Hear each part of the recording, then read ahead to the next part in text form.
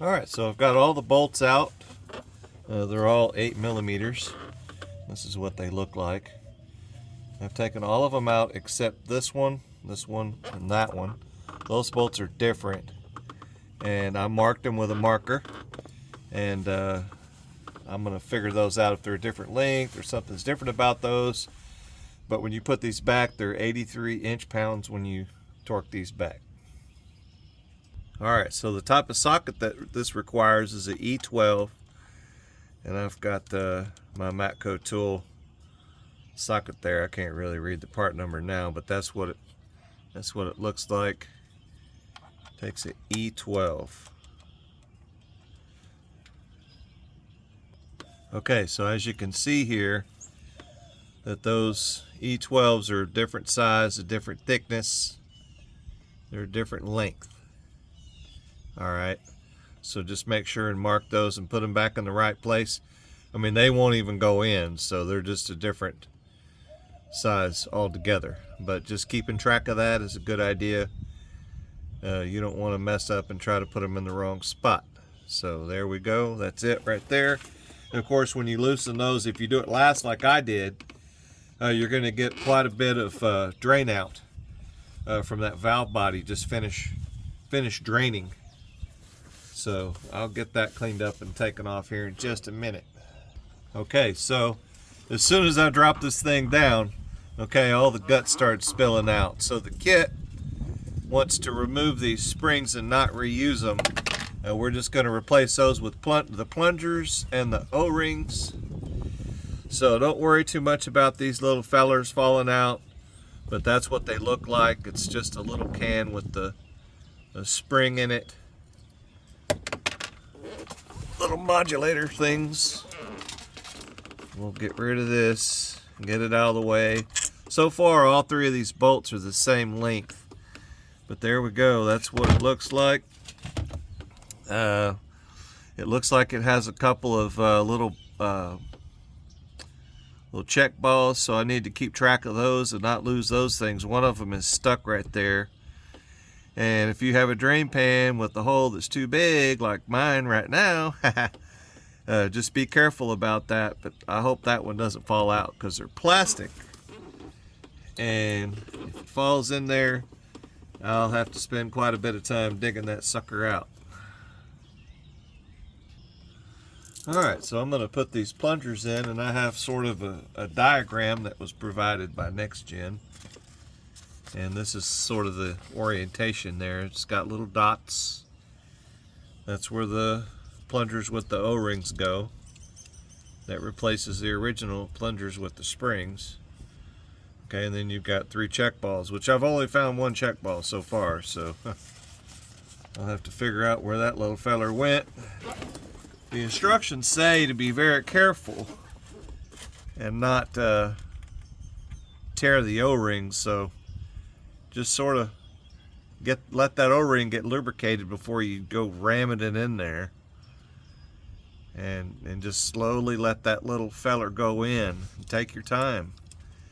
If you shove it in real hard, you'll probably tear that O-ring, and then it'll leak that lube oil that it's blocking, and it will not work properly. So just be real careful. Make sure it's got plenty of oil on it before you press too hard. If you tear the O-ring, well, then you have to get another one. That's not fun. And then you can just do it all over again. You know, I have to order one from probably Next Gen because they're a special size probably. Alright, so 3. And then we got 2 over here.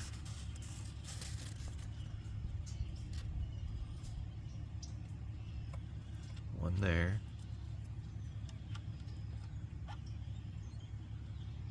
Get some oil on it. There we go.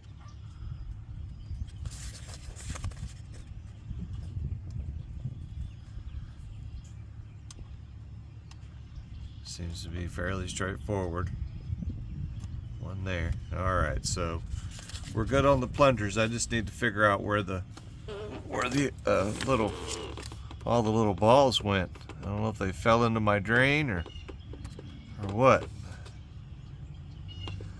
It looks like we've got a ball going here, here, and where is that hole at? Right here, I think.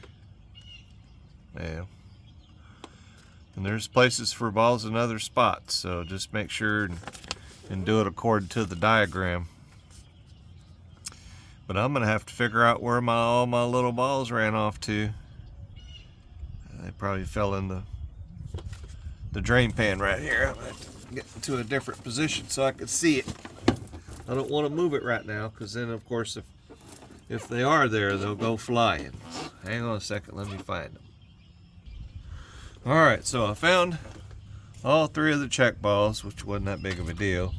They just had fallen into the catch pan, so just make sure your catch pan, the holes in the catch pan, don't drain these suckers into the oil drain, because man, you're gonna have a tough time draining and getting all that out.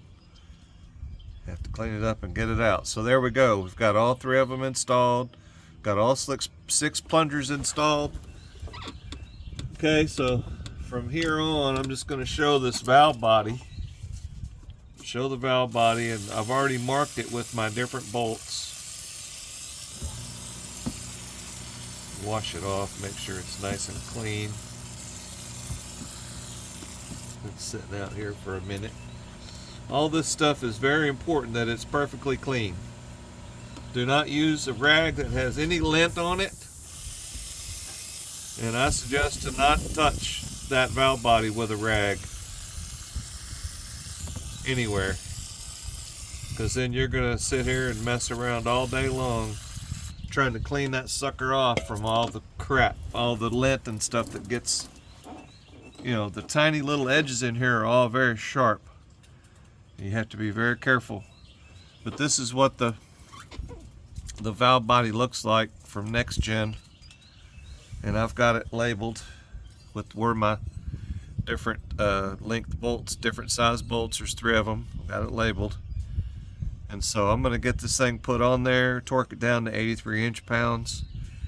They say it's about 100-mile break-in period to run around. And of course, if you use assembly goo on here, okay, it's going to take that assembly goo a while to melt out. So it's not going to work perfect till the assembly goo. That's what I got on there, green assembly goo. That'll take care of the job. But yeah, they say that it's a little tight on the pins. I'm not going to put it on yet, but I'm just checking.